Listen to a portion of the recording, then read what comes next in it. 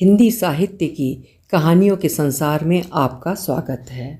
आज सुनिए डॉक्टर उर्मिला शिरीष की लिखी हुई कहानी नाच कठपुतली। हिंदी की प्रख्यात लेखिका डॉक्टर उर्मिला शिरीष अपने संवेदनशील और यथार्थपरक लेखन के लिए जानी जाती हैं। उनकी कहानियों में विशेष रूप से नारी मन की सूक्ष्म भावनाएं, सामाजिक विसंगतियां और पारिवारिक रिश्तों की गहराई बहुत प्रभावशाली ढंग से उभरती है। प्रस्तुत है कहानी मेरी आवाज़ में। मैं हूँ सीमा सिंह। अदिति, तुम क्या बनना चाहती हो? डांसर। पागल हो क्या तुम और डांसर? क्यों? मैं डांसर क्यों नहीं बन सकती? डांसर बनकर कमा खा लोगी? कमा खा लोगी से क्या मतलब? अगर नाम हो गया तो लाखों में कमाऊंगी, शोहरत और इज्जत मिलेगी सो अलग। देखा नहीं आपने कलाकारों के क्या जलवे रहते हैं? और नहीं कमा पाई तो कमाने वाला कमाएगा। कौन? पति? इतना भरोसा है? हाँ, मैं तो पहले से ही बता दूंगी कि मैं ना तो नौकरी करूंगी ना घरेलू प्रपंचों में पढ़ूंगी। बस पढ़ना, फिल्में देखना, डांस करना और प्रोग्राम अटेंड करना। अदिति की आंख खुली तो उसने अपने आप को रूम में पाया। सफ़ेद दीवारों पर फूलों की पेंटिंग्स लगी थीं। बाएं हाथ में ड्रिप लगी थी। बगल के पलंग पर शायद एकता भाभी सो रही थीं।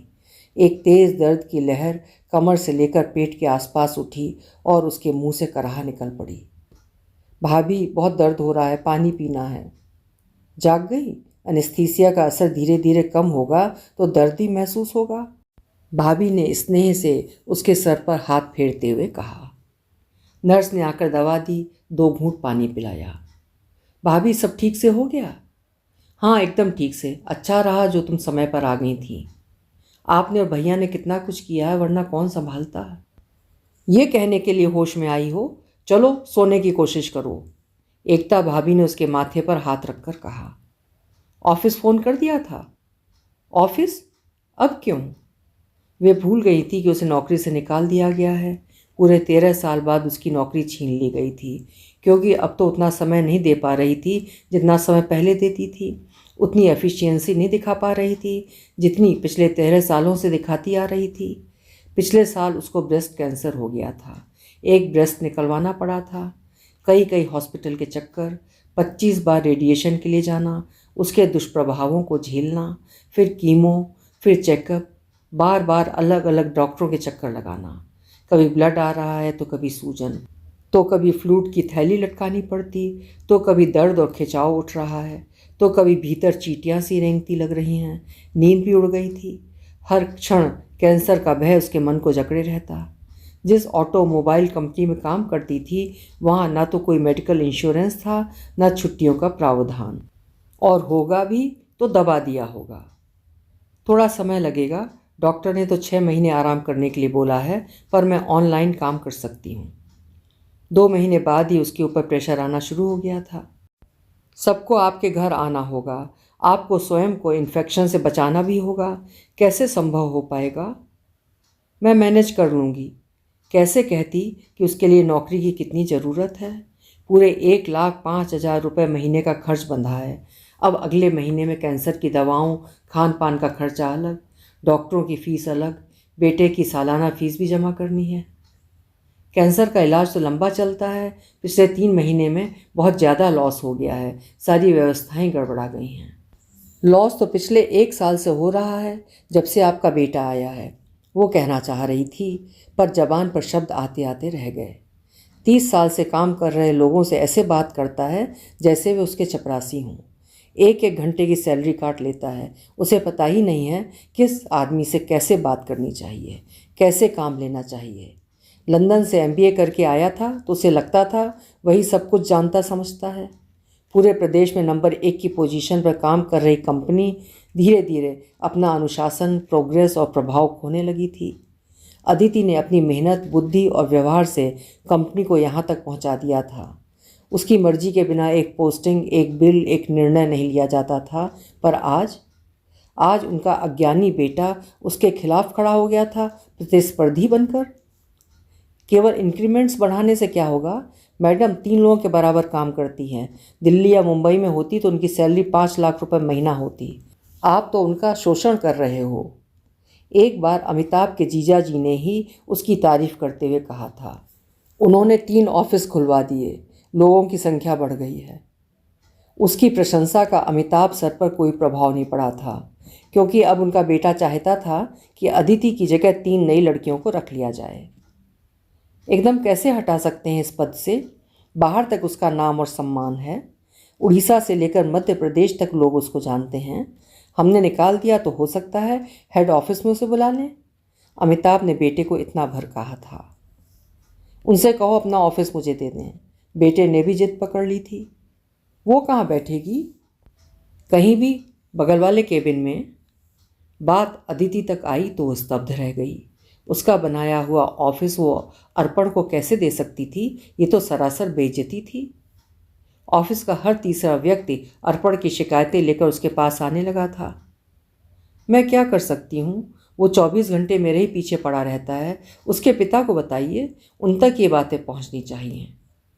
मैडम, वो एक शब्द सुनने के लिए तैयार नहीं हैं। कहते हैं हमने तो रिटायरमेंट ले लिया है। छोटे साहब मतलब अर्पण ही सब देख रहे हैं, उन्हीं से बात करो। बड़े साहब तो धृतराष्ट्र बन गए हैं। उन्हें पता नहीं है कि उनका बेटा ही इस कंपनी को डुबो रहा है। फिर धीरे धीरे लोगों ने कंपनी को छोड़ना शुरू कर दिया था। नई नियुक्तियां उसने बंद कर दी थीं।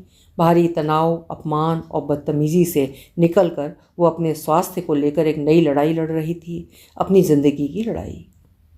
मैडम, आपकी जगह किसी को रख लिया है। हमें तो कुछ बताया नहीं।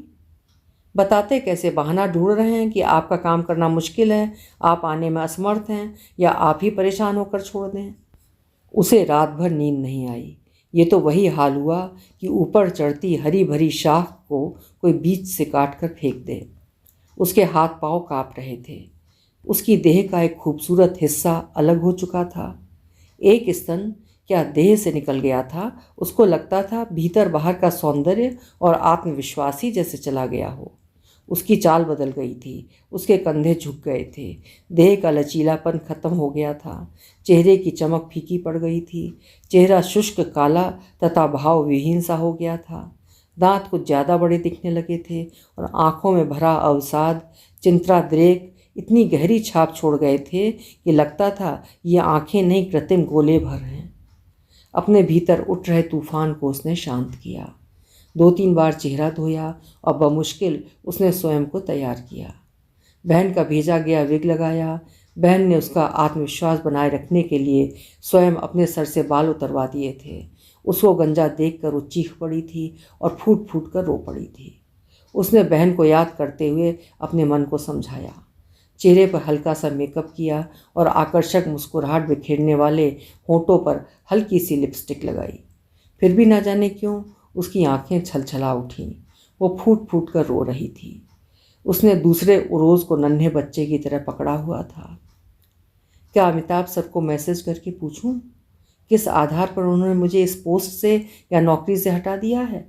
हो सकता है ये लोग अपने मन से बातें बना रहे हों, क्योंकि इन दिनों ऑफिस की राजनीति चरम पर थी। कर्मचारी 2 हिस्सों में बंट गए थे। एक ग्रुप उसके साथ था तो दूसरा ग्रुप, जो डरा हुआ काम से ना निकाले जाने के लिए चिरौरी करता हुआ, अर्पण के साथ था। उसने दूसरे महीने से ही ऑफिस जाने का फैसला कर लिया, क्योंकि उसके पास टर्मिनेशन का कोई पत्र नहीं था। हालांकि उसे ऑफिस जाने में झिझक हो रही थी, लेकिन अंदर की मजबूरी ने जैसे उसे पीछे से धक्का दिया। झिझकते हुए वो ऑफिस पहुंची। अपने ऑफिस, अपनी नौकरी का बोझ लगभग उसके मन से निकल चुका था। हाँ, उत्साहजनक एकमात्र बात ये थी कि ऑफिस के सारे लोग उससे मिलने आ गए थे। उसने देखा कि साइड में एक टेबल कुर्सी लगी थी। मैडम, इतनी जल्दी? आराम करना था ना? आराम ही कर रही थी, मन किया तो आ गई। अपना ऑफिस देखने का मन कर रहा था।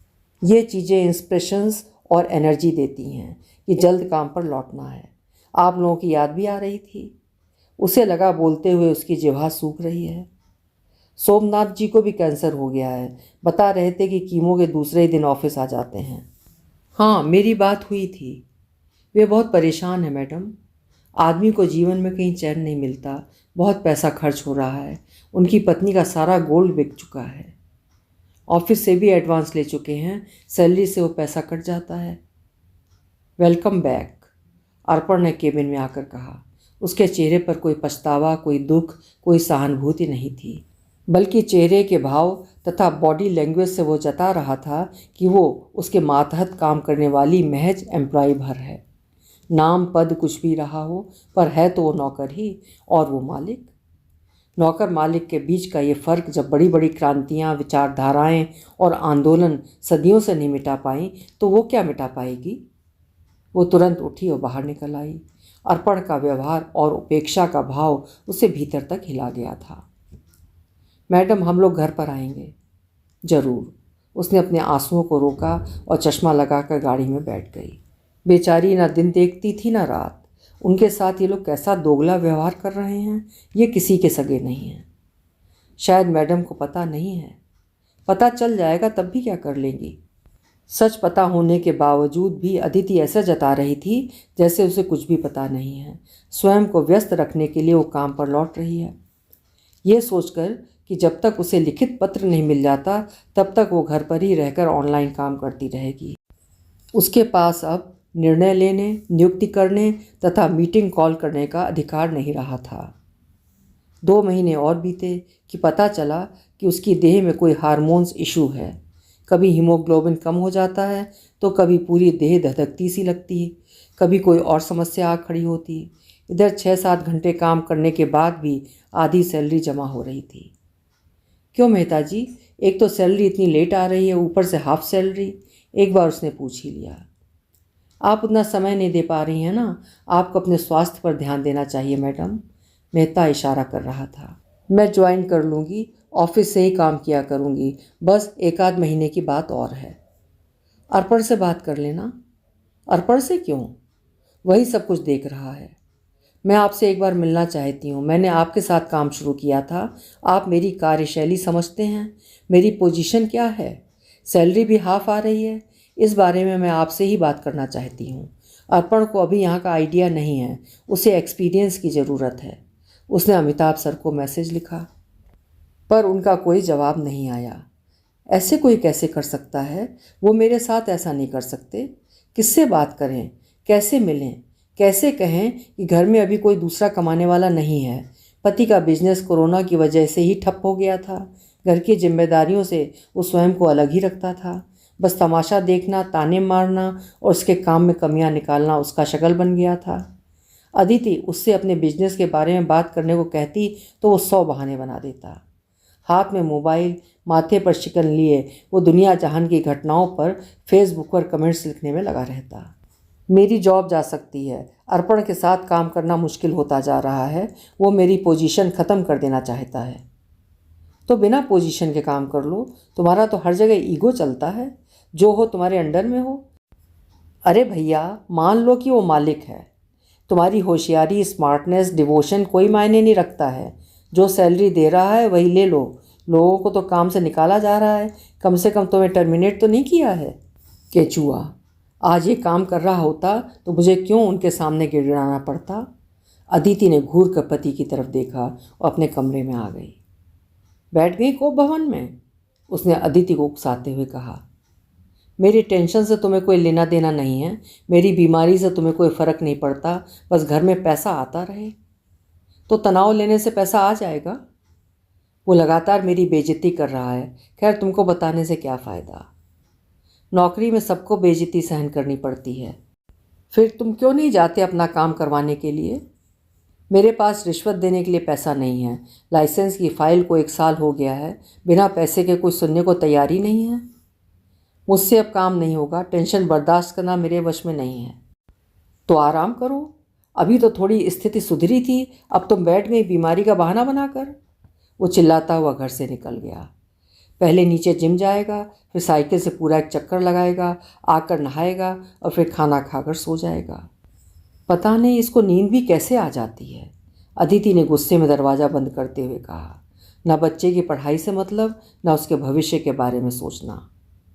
अदिति का दुर्भाग्य उसका पीछा नहीं छोड़ रहा था।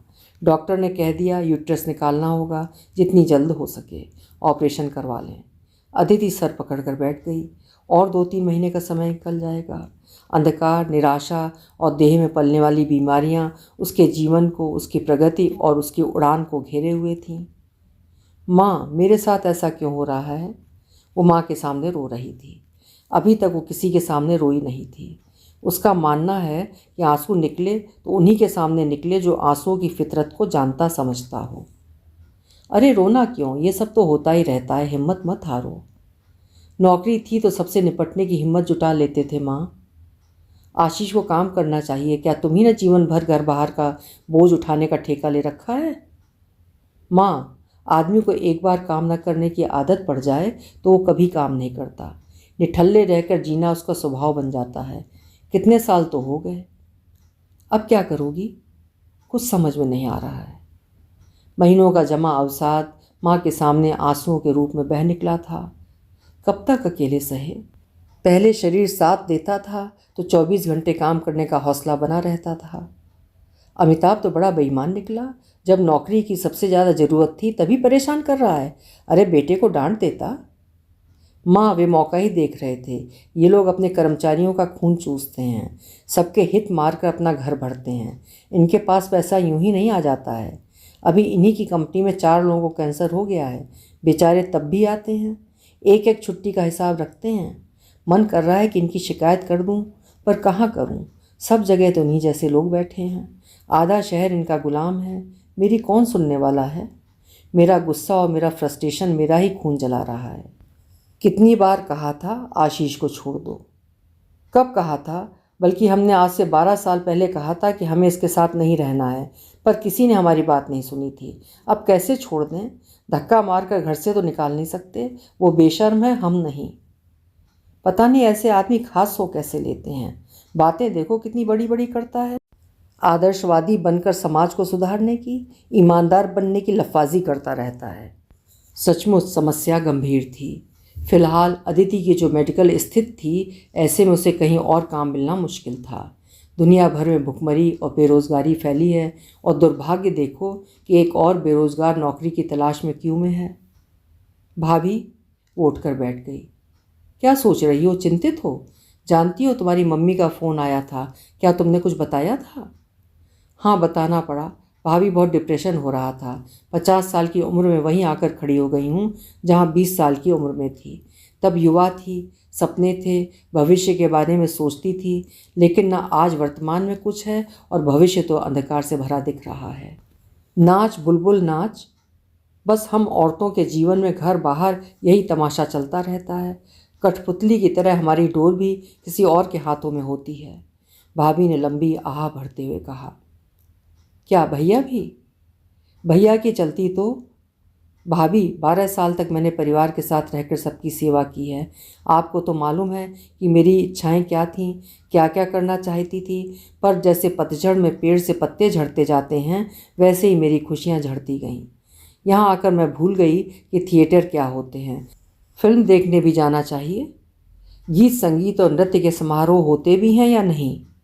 वहाँ मैं एक थिएटर ग्रुप से जुड़ी थी, पर यहाँ आकर केवल काम और काम, और उस पर भी अपनी ही बुराई सुनना। इन लोगों को तमीज़ ही नहीं थी कि बहुओं से कैसे बात करनी चाहिए, कैसा व्यवहार करना चाहिए, बस ऑर्डर्स देना। भाभी, हम औरतें क्यों इतना सहन करती हैं? कभी खुद को महत्व क्यों नहीं देती हैं? असल में अम्मा के साथ बहुत बुरा व्यवहार किया गया था। दादाजी मारते पीटते थे, गालियाँ देते थे। लड़कों ने कभी विरोध ही नहीं किया, बल्कि उनकी तरह ही व्यवहार करते हैं। तुम तो जानती हो ना, मैं आकाशवाणी में न्यूज़ रीडर थी। यहाँ आकर मेरा भी सब छूट गया।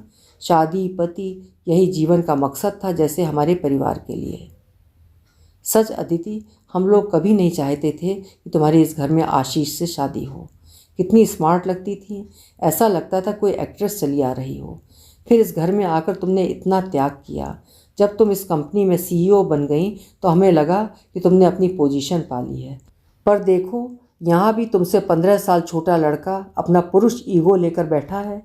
एक बार तुम अमिताभ भैया से ज़रूर बात कर लो। वो फ़ोन ही नहीं उठाते हैं, ना मैसेज का जवाब देते हैं। भाभी, इतनी बेशर्मी भी किस काम की? बेशर्मी नहीं है, ये तुम्हारा हक है।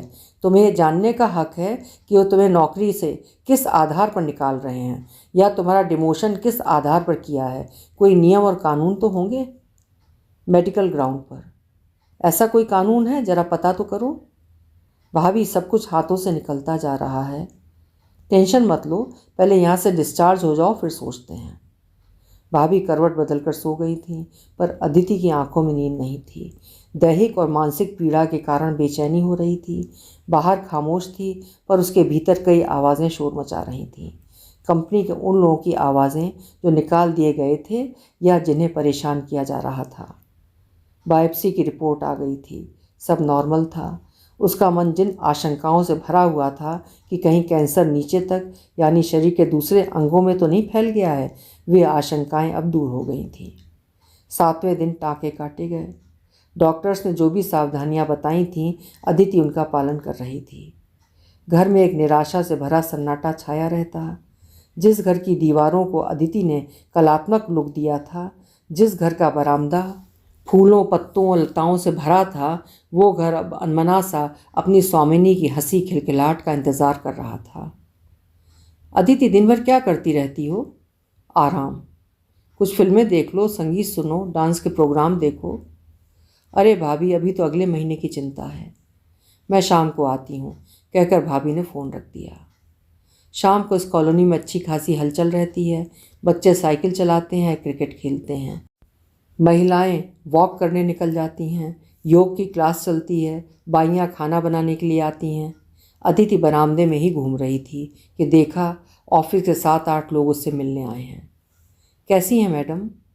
हमें आपकी बहुत याद आती है। आपने तो ऑफिस को कितना जीवंत बना दिया था, कितनी एक्टिविटीज़ करवाती थी आप। अब तो सब बंद हैं।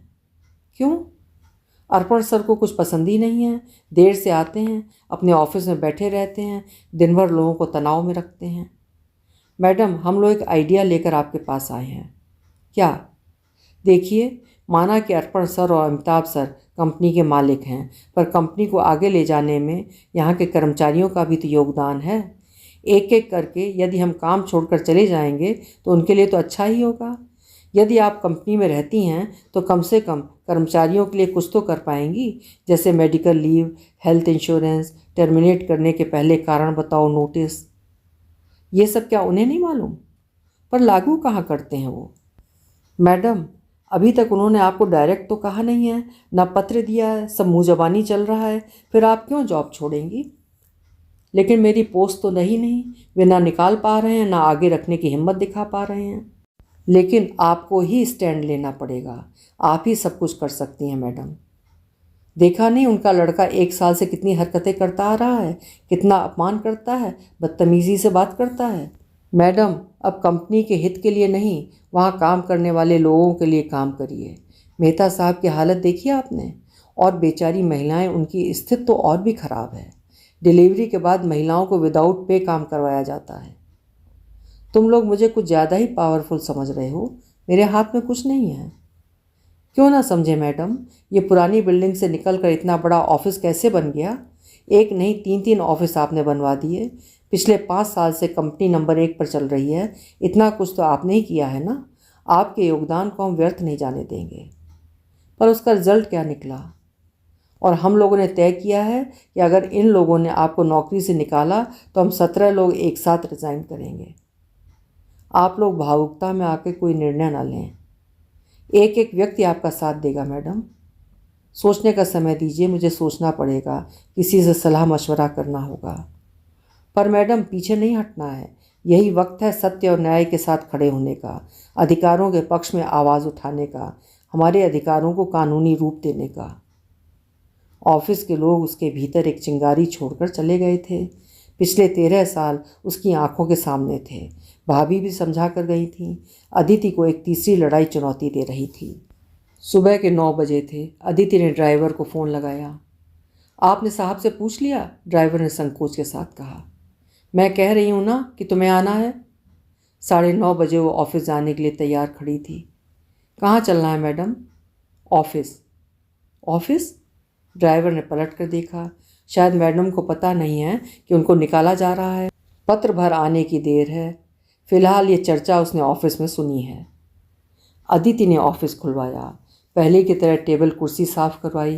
कोने में रखी टेबल पर विराजमान गणेश जी की मूर्ति के सामने पुष्प अर्पित किए। अगरबत्ती जलाकर मिट्टी के गमले में खोस दी। सारा कमरा मोगरे की सुगंध से महक उठा। यहाँ तो किशोर सर बैठने लगे हैं। प्यून ने डरते डरते कहा। ठीक है ना, अदिति ने मुस्कुराकर कहा। 10 बजे किशोर आए। अदिति को देखकर उल्टे पांव बाहर निकल गए। वे अर्पण से बात कर रहे थे। 11 बजे अर्पण आया। चेहरे पर खिंचाव, आंखों में अनादर का भाव। पता नहीं कितने शब्द उसकी ज़बान के भीतर फड़फड़ा रहे थे। आप यहाँ किशोर जी बैठेंगे। आपकी जगह उनको नया CEO बना दिया है, अर्पण बेलिहाज होकर बोला। मिस्टर अर्पण, उनको CEO बना दिया है, इसमें मुझे कोई ऐतराज़ नहीं है। आप अपनी मनमर्जी से कोई निर्णय कैसे ले सकते हैं? क्या बोर्ड की मीटिंग में निर्णय लिया गया था? मुझे हटाने का नोटिस या पत्र कहाँ है? हटाने के पीछे कारण क्या है? और हाँ, मेरी 13 साल की नौकरी का रिकॉर्ड देखा गया था या नहीं? इस तरह हटाना लीगल है या नहीं, ये जानने के लिए क्या आपने कानूनी सलाह ली थी? इन सारे पॉइंट्स के आधार पर पहले मुझे पत्र भिजवाइए, कारण बताओ नोटिस दीजिए, उसके बाद मुझसे बात करिए। और हाँ, सारी कार्यवाही, निर्णय, नौकरी से निकाले जाने के कारण कानूनी आधार पर लिखित रूप से होना चाहिए। कहते हुए अदिति ने अपनी कुर्सी खिसकाई और उस पर बैठते हुए प्यून से कहा, मेरे लिए कॉफ़ी लेकर आओ और सबको खबर कर दो कि आज 12 बजे मैंने मीटिंग बुलाई है। जिस डोर को तुम कठपुतली की तरह नचाना चाहते थे, ऑफिस में तमाशा दिखाना चाहते थे, अब वो डोर मेरे हाथों में है। देखते हैं इस खेल में कौन कितने आगे जाता है। सोचते हुए अदिति ने अपनी डायरी निकाली और आज के कार्यक्रम नोट करने लगी। अभी आप सुन रहे थे उर्मिला शिरीष जी की लिखी हुई कहानी नाच कठपुतली। उम्मीद है कहानी आपको अच्छी लगी होगी। अच्छी लगी हो तो कहानी को लाइक और हाइप करिएगा और चैनल भी सब्सक्राइब कर लीजिएगा। कल फिर मिलते हैं। नमस्कार।